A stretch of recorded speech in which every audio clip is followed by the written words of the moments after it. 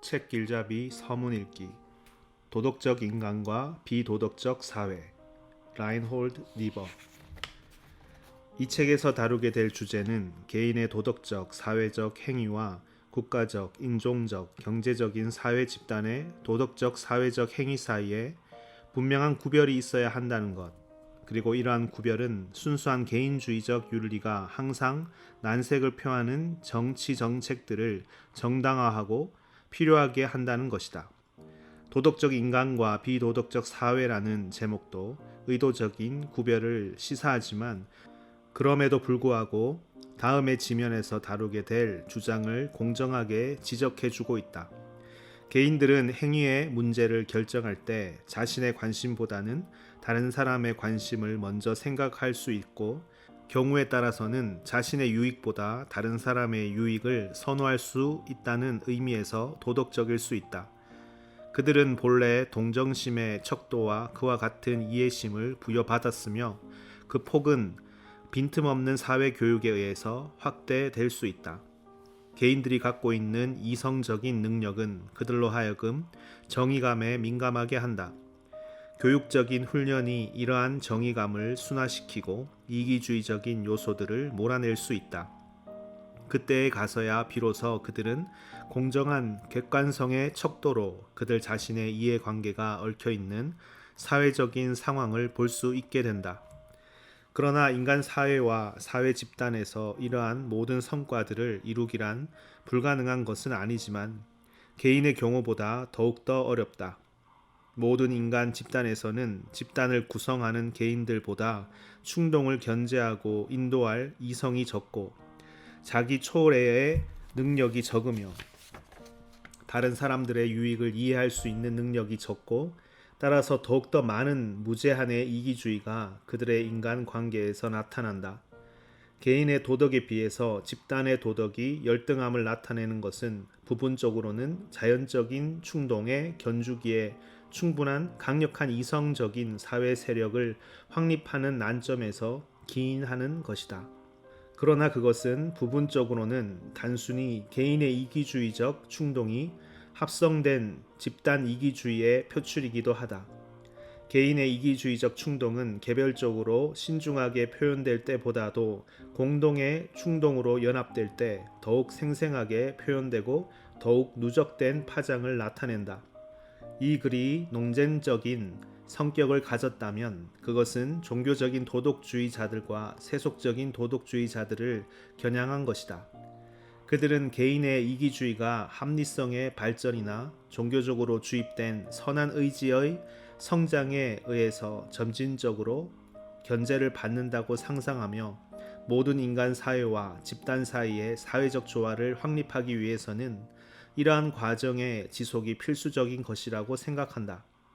이러한 가정에 근거해서 도덕주의자, 사회학자, 교육가들이 작성한 사회 분석과 예언들은 결국 우리 시대에 매우 현저한 도덕적이며 정치적인 혼란을 가져왔다. 그들은 자연 질서에 속해 있으면서 이성이나 양심의 지배하에 완전히 들어오게 할 수 없는 인간의 집단적 행동에서 그러한 요소들을 인식하는 데 실패하고서 인간 사회에서 정의를 위한 투쟁에서 정치적인 필연성을 무시한다. 그들은 제국주의의 형태로나 계급 지배의 형태로나 집단적인 권력이 약한 자들을 착취할 때 그에 대항해서 다른 권력이 일어나지 않는 한 그 권력이 제거되지 않는다는 사실을 인식하지 못한다. 양심과 이성이 투쟁에 개입된다고 하더라도 그들은 그 권력을 제한시킬 뿐 철폐시키지는 못한다. 현대의 교육가와 도덕주의자들이 가장 지속적으로 범하는 오류는 우리의 사회적 난점이 사회과학이 현대의 교육가와 도덕주의자들이 가장 지속적으로 범하는 오류는 우리의 사회적 난점이 사회과학이 현대의 기술공학 문명을 창조해 온 자연과학과 보조를 맞추는 데 실패한 데서 생긴 것이라는 가정이다. 이러한 가정이 갖고 있는 불변하는 함축적 의미는 조금 더 많은 시간이 흐르면, 조금 더 적절한 도덕교육과 사회교육을 실시한다면, 보편적으로 인간의 지성이 보다 더 고상하게 발전한다면 우리의 사회적인 문제들이 거의 해결될 것이라는 것이다. 존 듀이 교수는 이렇게 말한다. 시련에 처해 있는 것은 바로 우리 인간의 지성과 인간의 용기이다. 물리학적 발견과 발명의 기술을 창조하고 그 사용법을 완벽하게 익힌 인간들이 무한도로 중요한 인간의 문제에 직면해서는 좌절할 것이라는 말은 믿을 수 없다. 길을 가로막고 있는 것은 생각해야 할 의무를 대치하는 수많은 헐어빠진 전통과 낡은 슬로건과 구호이며 자기를 지키며 남을 희생시키는 우리의 이기심이다. 우리는 입으로만 외치는 진부한 언어를 그만 사용하게 될 때 비로소 지성적인 사고를 진정으로 시작하게 될 것이다. 우리가 가지고 있는 지식과 기술을 사용하여 함께 공유하는 풍요롭고 안정된 생활에 유익하도록 사회적인 성과들을 통제하기 시작한다면 곧바로 우리는 우리의 사회적 지식의 후진성을 불평하지 않게 될 것이다. 그때 가서야 우리는 사람들이 물리적 실험에서 기술과 도구와 숫자를 적극적으로 사용하여 자연과학을 성립했던 것과 마찬가지로 사회과학을 확실히 건설하는 방향으로 나아가는 길을 걷게 될 것이다. 듀이 교수가 현대의 사회 문제에 대한 많은 관심과 이해를 가졌음에도 불구하고 이 진술에는 명료성이 상당히 결여되어 있다. 사회적 침체성, 남을 희생시키는 우리의 이기심의 진정한 원인을 깊이 생각하지 않고 지나치는 듯 간단하게 언급했을 뿐이며 사회적 보수주의가 지배계급의 경제적 이득을 얼마나 많이 가져온 원인이 되었는지를 지적하지 못하고 있다. 전체적으로 볼 때 사회적 보수주의는 무지에서 기인하는 것이며 진리의 단면만을 진술하며 교육가의 자연적인 성향을 보여주는 관점이다. 우리가 입으로만 외치는 진부한 언어를 그치게 될 때 비로소 지성적인 사고를 시작하게 될 것이라는 제안도 그 자체로서 매우 진부한 것이어서 사회적인 침체성을 극복하는 방도에 대해서 분명한 의견을 갖고 있지 않는 분석가의 혼동을 무심코 드러내는 것이다. 우리가 자연과학자들이 실험한 방식대로 사회적 문제들에 대한 실험을 시작하지 않는다면 사회적으로 지성적인 존재가 될 수 없다는 생각은 자연과학과 사회과학 사이의 중요한 차이점을 고려하지 못한 것이다. 자연과학은 무지에 근거한 전통주의를 극복했을 때 자유를 얻었다. 그러나 사회과학이 직면하고 있는 전통주의는 사회에서 자신들의 특권을 유지하려고 시도하는 지배적인 사회계급의 경제적 이권의 기초에 있는 것이다. 사회과학과 자연과학의 특성 사이에 있는 차이점이 간과되어서도 안 된다. 사회적 상황에서 완전한 합리적 객관성이란 불가능한 것이다. 우리 세대의 구원의 방책을 제시하려고 노심초사하지만 무지하고 나태한 사람들이 그들의 지혜를 받아들이기에 너무 느린 것을 보고 실망한 사회과학자들은 그들이 쓰는 거의 모든 글에서 중산층의 편견을 무심코 드러내고 있다. 이성이 항상 어느 정도까지는 사회적 상황에서 이해관계의 노예이기 때문에 사회적 불의는 교육가와 사회과학자인 그가 흔히 믿는 것처럼 도덕적이며 합리적인 설득에 의해서만 해결될 수 없다. 갈등이 불가피하며 이러한 갈등 상황에서 권력은 권력에 의해서 도전을 받아야 한다. 대부분의 교육가들은 그 사실을 인식하지 못하고 있고 대부분의 사회과학자들도 마지못해 인정하고 있는 실정이다.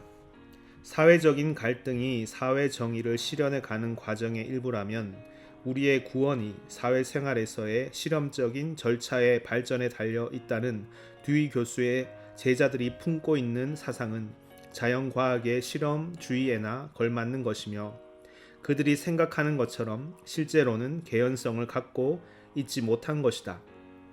사회적인 투쟁에서 서로 다투는 파벌들에게는 사기가 필요하다. 그리고 이러한 사기는 올바른 교리와 상징과 정서적으로 강력한 과도한 단순화 작업에 의해서 만들어진다. 이것은 적어도 과학의 잠정성의 정신과 마찬가지로 필요한 것이다. 산업 노동자 계급은 현대 교육가들이 말하는 실험적 기술에 자신들을 내어 맡긴다면 결코 지배 계급으로부터 자유를 얻지 못할 것이다. 그들이 강자들의 권력에 대항할 충분한 에너지를 가졌다면 공평한 과학이 그들에게 믿을 권리를 준다기보다는 더욱 확고하게 정의를 믿고 그들의 운동이 승리하게 되기를 믿어야 할 것이다. 그들은 자신들의 사회적인 목표를 설정하고 그 목표 달성을 위한 가장 효과적인 도구를 선택하는 일에서 매우 과학적일 수 있지만 그들의 과제를 성취하기 위해서는 그들을 자극하는 원동력이 필요할 것이다. 이러한 원동력은 과학의 냉정한 객관성에서는 쉽게 나올 수 없다. 현대의 교육가들은 모든 시대의 합리주의자들처럼 삶에서의 이성의 기능에 지나치게 매료되어 있다. 역사의 세계, 특히 인간의 집단 행위에서는 이성이 도구를 사용하지 않는다면 이성에 의해서 정복되지 않는다. 그리고 역사의 세계는 이성적이 아닌 세력들에 의해서 지배될 것이다. 하나의 계급으로서의 사회학자들은 교육가들보다 현대의 사회적인 문제를 더 이해하지 못한다. 그들은 흔히 사회적인 갈등을 서로 다른 행동 양식의 형태 사이에서 일어나는 충돌의 결과라고 해석한다. 서로 다투는 당파들이 사회과학자에게 두 당파의 필요에 맞게 공평하게 사용될 수 있는 새롭고도 더욱 완전한 양식을 제공하도록 한다면 그 갈등은 배제될 수 있다. 그들은 교육가들과 더불어 이기심보다는 무지가 갈등의 원인이라고 간주한다. 킴볼 영은 다음과 같이 말한다. 분명히 개인적인 갈등은 물론 집단적 갈등이 성공적으로 그리고 건전하게 해결될 수 있는 유일한 방법은 우리의 행동의 방향을 환경에 적합하도록 객관적으로 다시 설정하는 길뿐이다. 이것은 과학의 사실들에 이르는 좀 더 높은 정신, 신경적, 지성적, 상징적 지평에서 우리의 태도를 합리적으로 재조정함으로써 가장 성공적으로 성취될 수 있다. 그것은 선전을 최소화시키고 자유로운 토론을 통하는 것이 더 좋을 것이다. 이것은 정신적, 사회적 건전성에 이르는 길로서 결코 쉬운 길이 아니지만 그 목표에 도달할 수 있는 유일한 길처럼 보인다. 여기에서 개인적인 관계에서와 문화의 차이에서 기인하는 특정한 형태의 사회적 갈등에서 가장 잘 작용하는 기술이 어디에서나 통용되는 일반적인 방안이 되고 말았다. 영국과 인디아 사이에서 생긴 문제는 어떻게 해결할 수 있는가? 원탁 회의를 통해서 가능한가? 만일 일종의 투쟁 형태인 비협력 운동으로 이 문제에 압력을 가하지 않았다면 그 회의에서 영국이 인디아에게 어느 만큼 양보했을 것인가? 사회과학자들이 즐겨 쓰는 공고는 이른바 조정의 방법이다. 조정이란 두 당파가 갈등에 처해 있을 때 그들로 하여금 협상을 통해서 쌍방의 요구를 완화하고 잠정 협정에 도달하게 하는 것이다. 이것은 무엇보다도 호넬 하트 교수의 권고이다. 의심할 여지 없이 이런 식으로 해결될 갈등도 무수하게 많다. 그러나 예컨대 흑인들과 천대받는 집단이 이런 방식으로 사회 안에서 충분한 정의를 획득할 수 있겠는가? 그들의 최소한의 요구도 지배 계급인 백인들에게는 어림없는 요구같이 보일 것이 아닌가? 백인 중에 극히 소수만이 객관적 정의의 입장에서 인종 간의 문제를 볼 것이 아닌가? 또 기업주가 굉장히 큰 힘을 갖고 있어서 그들의 주장이 전혀 설득력이 없다 하더라도 노동자들과의 논쟁에서는 이기게 된다면 산업 노동자들이 기업주들과의 대결에서 어떻게 하트 교수의 권고를 따를 수 있을 것인가? 오직 극소수의 사회학자들만이 사회에서의 권력의 불균형 때문에 조성된 사회적 갈등의 조정이 그러한 권력의 불균형을 그대로 두고서는 정의에 도달하기 힘들다는 사실을 알고 있는 것 같다. 때때로 사회학자들은 산업 문명의 진정한 사실들을 완전히 망각하고 다음과 같은 말을 할 수 있다. 예컨대 플로이드 올포트가 말한 것처럼 산업 노동자들의 불안은 경제적 불의에 기인한 것이 아니고 일종의 열등감에 의한 것인데 그 열등감은 자비로운 사회 심리학자가 노동자들에게 그들 자신 이외에는 아무도 그들이 열등하다고 비난하지 않는다고 일러주기만 하면 극복될 것이라고 주장할 것이다. 이 모든 것을 잘 아는 사회과학자들은 또한 기업주들에게 이익과 이유는 노동자들을 고려하여 완화되어야 한다고 가르칠 것이다. 이와 같이 산업에서 개인 통제의 사회화는 사회주의적 통제의 필요성을 제거하게 된다. 대다수의 사회과학자들은 그와 같은 철저한 합리주의자들이어서 권력을 가진 사람들이 사회과학자들에 의해서 자신들의 행위와 태도가 반사회적이라는 지탄을 받는 즉시로 사회 안에서의 그들의 가혹한 요구와 권리 주장에 곧 제동을 걸 것이라고 상상하는 것처럼 보인다. 클레어런스 마쉬 케이스 교수는 사회 문제를 분석한 글에서 이른바 가치관의 재조직에 그의 신념을 두고 있다. 그의 가치관의 재조직에서 산업 지도자들은 무엇보다도 민주주의를 하나의 신조로 표방하고 있는 사회에서 전제적으로 통제되는 산업이란 오래 지탱할 수 없는 시대착오라는 것을 반드시 이해하게 될 것이라고 한다. 전제적 산업 체제가 오래 지탱하지 못하는 것이 사실일지 모르지만 그렇다고 압제자가 그것을 시대착오적인 것으로 알았다고 해서 단순하게 물러가는 것은 아닐 것이다. 사회과학자들 중에서 가장 뛰어난 경제학자로 손꼽히는 아더 솔터 경은 다음과 같은 평소의 희망을 표현함으로써 현대 문명의 불안에 대한 예리한 분석을 마무리하고 있다. 그 희망이란 미래의 정부들이 좀 더 높은 지성이나 보다 더 진실한 도덕성을 지니게 된다면 과거의 실수들을 반복하지 않을 것이라는 희망이다. 그의 분석은 결론적으로 이러하다. 즉, 정부들의 실수는 인간 지혜의 유한한 능력 때문이라기보다 그들에게 가해진 경제적 이해관계의 압력에서 기인한 것임을 입증한다. 그의 말을 이용하자면 정부는 무엇보다 경쟁적인 기업에다가 무조건적이며 편파적인 특혜를 주는 일에 빠져 있었기 때문에 실패하고 있다. 이러한 분석에도 불구하고 아더 경은 정부들이 더욱더 사회에 관심을 가지게 됨으로써 우리의 문명을 구원할 수 있을 것으로 기대했고, 그는 정부들로 하여금 그러한 생각을 갖도록 돕는 한 가지 방법이 상공회의소, 금융기관, 산업 및 노동조직과 같은 국가의 조직화된 활동들을 대표하는 큰 사적인 기관들을 공공을 위한 봉사회로 이끌어 들이는 것이다 라고 생각한다. 문명 회복에 대한 그의 전체의 희망은 권력을 가진 사람들 사이에서 상당한 정도의 경제적인 사심을 버리게 하는 태도를 발전시킬 수 있는 가능성에 달려있다. 인류의 전체의 역사는 권력자들에게 경제적인 사심으로 재산 취득의 가능성이 없음을 입증해 주고 있다. 집단적인 인간 행동을 연구하는 것을 본업으로 삼고 있는 사람들 가운데서 집단적인 인간의 도덕적 능력에 대하여 그처럼 소박한 신념을 발견할 때 실망하지 않을 수 없다. 하워드 오덤 교수처럼 그들이 노동에 대한 보수의 분배에서의 불공정성이 존재하는 한 분쟁은 반드시 필요하다고 인정하는 경우에라도 그들은 미래의 희망을 둔다.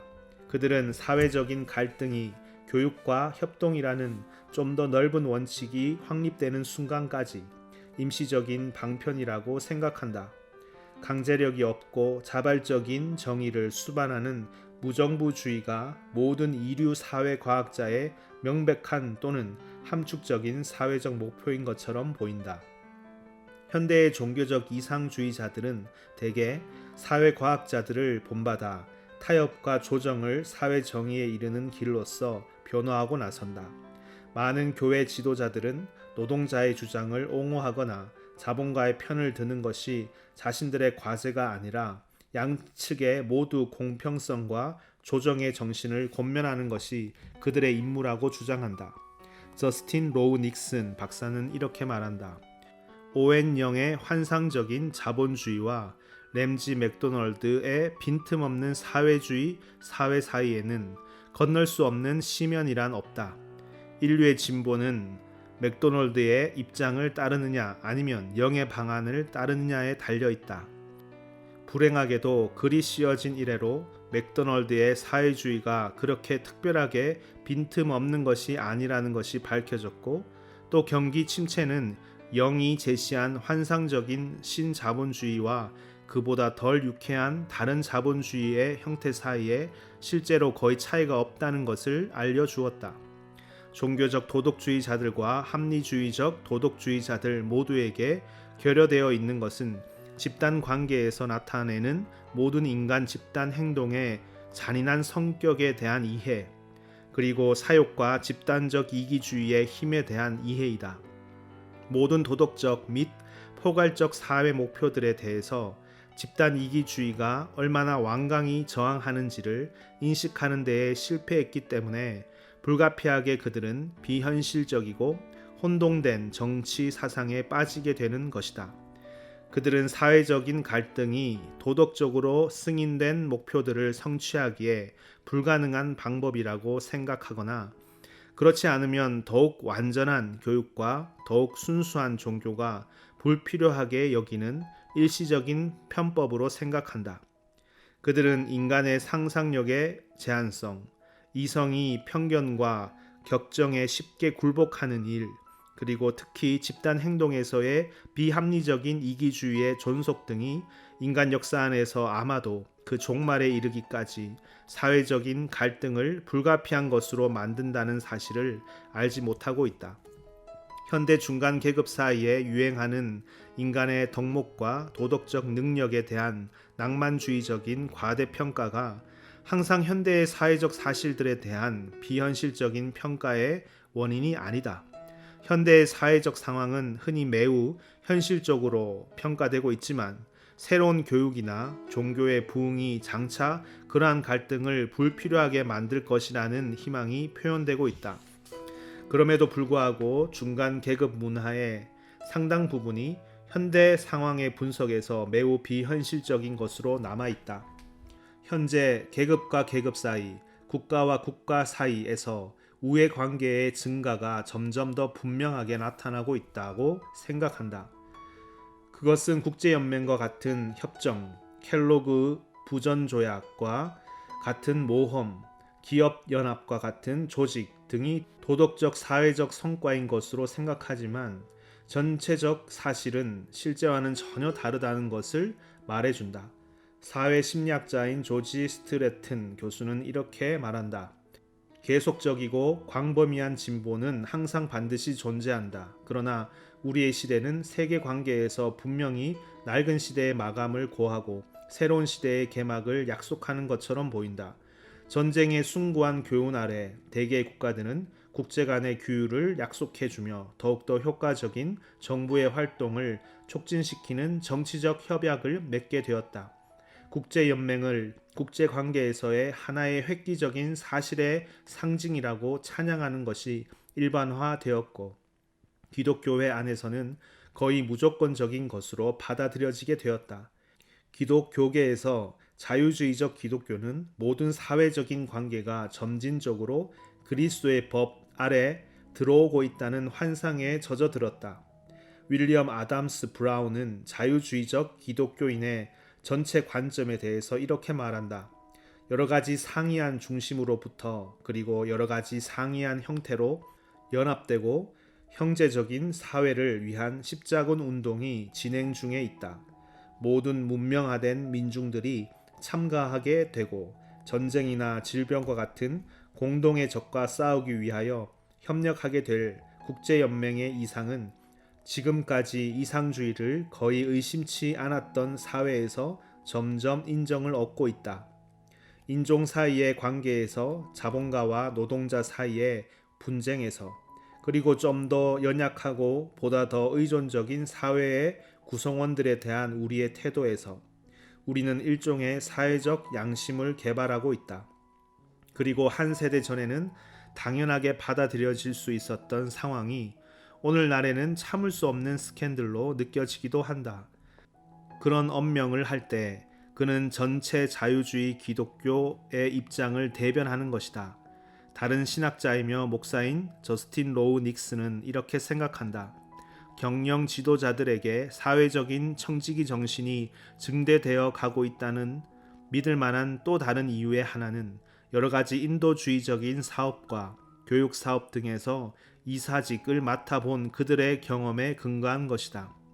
이러한 판단은 자유주의 기독교의 도덕적 혼란을 매우 분명하게 보여주는 것이다. 기존 사회 체제의 한계 내에서의 자선의 문제와 현대 산업사회 안에서 불균등한 경제적 집단 사이에서의 정의의 문제 사이에 차이점을 보지 못하는 도덕교사들은 집단의 도덕과 개인의 도덕 사이에 아주 분명한 차이점을 직시하지 못했다. 질병에 대한 싸움이 전쟁에 반대하는 싸움과 같은 범주에 속한다는 제안도 이와 똑같은 혼란을 보여준다. 우리의 현대 문화는 인간관계 안에 있는 집단 이기심의 힘과 범위와 지속성을 깨닫는 데에 실패하고 있다. 순전히 도덕적이고 합리적인 설득과 조정에 의해서 한 집단 안에서 개인들 사이에 공정한 관계를 확립하는 일은 비록 쉬운 일은 아니지만 가능한 일이다. 그러나 집단 상호 간의 관계에서 이것은 실천적으로 불가능한 일이다. 그러므로 집단 간의 관계는 항상 윤리적인 것이라기보다 현저하게 정치적인 것이어야 한다. 즉, 이 관계는 적어도 각 집단의 비교적 요구와 필요에 대한 합리적이고도 도덕적인 평가에 의해서뿐만 아니라 각 집단이 소유하는 힘의 비례에 의해서 결정될 것이다. 정치적 관계에서 강제적인 요소들이 비교적 순수한 도덕적, 합리적 요소들과 구별하여 분명하게 구별되거나 규정될 수 없다. 사회적인 갈등에 빠져 있는 한 당파가 얼마만큼 합리적 주장이나 권력의 위협에 의해서 영향을 받고 있는지를 정확하게 측정하기란 불가능하다. 예컨대 특권 계급에 속한 사람들이 높은 상속세를 훌륭한 사회 정책이라고 믿어서 납부하고 있는지, 그리고 국가의 권력이 그런 조세 정책에 의해서 지탱되기 때문에 할 수 없어서 납부하고 있는지를 알기란 불가능한 일이다.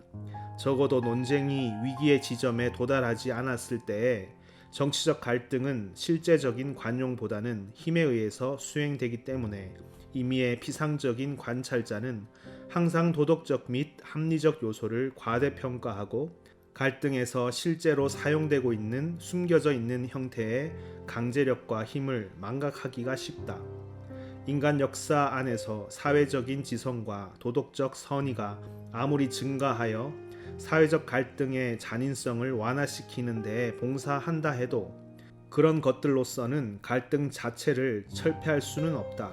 이것은 인종적, 민족적, 경제적 인간 집단들이 어느 정도의 이성과 동정심을 발휘하여 집단들로 하여금 자신들의 이익을 이해하는 것처럼 다른 집단들의 이익을 생생하게 보고 이해할 수 있게 할 것이다. 그리고 도덕적인 선한 의지는 집단들로 하여금 자신들의 권리를 긍정하는 것처럼 다른 집단의 권리를 생생하게 긍정하도록 할 것이다.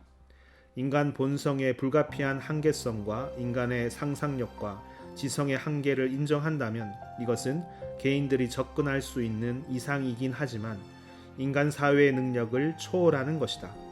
인간 본성의 유연성을 강조하는 교육가들, 사회화된 인간을 꿈꾸는 사회과학자와 심리학자들, 그리고 도덕적 책임감을 증대시키려고 노력하는 종교적 이상주의자들이 사회 안에서 기성사회 체제 안에 있는 개인들을 인간화시키는 일과 개인들의 관계에서 이기주의를 가능한 한 많이 제거하는 일에 매우 유익한 기능을 발휘할 수 있다. 급진적인 사회 변혁의 문제와 필연성을 다룰 때 그들은 인간 본성 안에 있는 한계성을 인식하지 못하고 마침내 그들의 노력을 좌절시키기 때문에 그들은 공고할 때 상당한 혼란을 초래했다. 다음의 지면들에서는 인간 본성의 도덕적 자원과 한계성을 분석하는 일, 인간 집단의 생활에서 그 한계성의 결과들과 집약적인 효과를 추적하는 일, 그리고 이미 확인된 사실들에 비추어서 정치적 전략을 저울질하는 일에 전념하려 한다. 이 작업의 궁극적인 목적은 사회를 위해서 윤리적인 사회 목표를 달성할 전망을 주는 정치적 방법들을 발견하는 것이다. 그러한 방법들은 다음의 두 가지 기준에 의해서 판단된다. 1. 인간 본성 안에 있는 도덕적 자원과 가능성을 정당하게 다루었는가? 그리고 인간 안에 있는 모든 내재적인 도덕적 능력을 발굴할 준비가 되어 있는가? 2. 인간 본성의 한계성, 특히 인간의 집단적 행동에서 나타나는 한계성을 설명하고 있는가? 중간 계급에서 정치에 대한 도덕주의적인 환상이 너무 집요하기 때문에 여기에서 두 번째 문제에 대한 강조는 아마도 일반 독자들에게 너무 냉소적이라는 인상을 주게 될 것이다. 사회적 관점과 분석은 그것들을 탄생시키는 시대의 기질과 관계가 있다. 미국에서 우리는 현대 문화는 아직도 이성의 시대의 환상과 감상에 매우 깊이 빠져 있다. 적어도 부분적으로 환상에서 깨어난 세대의 입장에서 작성된 사회 분석은 19세기의 신조에 서 있는 사람들의 관점에서 보면 거의 순수한 냉소주의처럼 여길 것이다. 1960년 판에 붙이는 서문. 도덕적 인간과 비도덕적 사회는 1932년에 출판되었다. 이미 4반세기 이전의 일이었다. 그러므로 거기에 사용된 많은 자료들은 당연히 오래된 것들이다. 가장 분명한 것은 제1차 세계대전 이후에 미국의 정책에 대한 언급, 렌지 맥도널드가 이끄는 노동당에 대한 언급, 그리고 국제연맹과 영국과 인디아 사이의 미해결 문제에 관한 언급과 같은 것들이다. 그러나 이렇게 오래된 자료들임에도 불구하고 나는 이 책을 다시 출판하는 일에 동의했다. 그것은 내가 이 책의 핵심 주제가 여전히 중요하다고 믿고 있고 지금도 내 입장이 변하지 않았기 때문이다. 핵심 주제는 예나 지금이나 종교적이건 세속적이건 자유주의 운동이 개인의 도덕과 인종, 계급, 국가와 같은 집단의 도덕 사이에 있는 근본적인 차이점을 깨닫지 못하는 것처럼 보인다는 것이다. 이러한 차이점 때문에 도덕적인 냉소주의로, 즉 집단이 단순히 집단 이익을 추구해야 한다는 신념에 빠지면 안 된다. 그러나 그 차이점이 내가 생각하는 것처럼 현실이라고 생각한다면 아직도 상당히 유행하고 있는 정치 질서에 대한 도덕적인 접근 방식은 논박되어야 할 것이다. 나는 도덕적 인간과 비도덕적 사회에서 이 주제를 처음으로 발표한 이래로 여러 책에서 그리고 여러 방면에서 면밀하게 연구, 검토해 보았다. 많은 부분에서 내 생각이 변화되었지만 우리의 현재의 경험은 이 책의 기본적인 주제를 논박하기보다는 정당화시켜 준다는 생각을 품게 만든다. 1960년 5월 라인홀드 리버.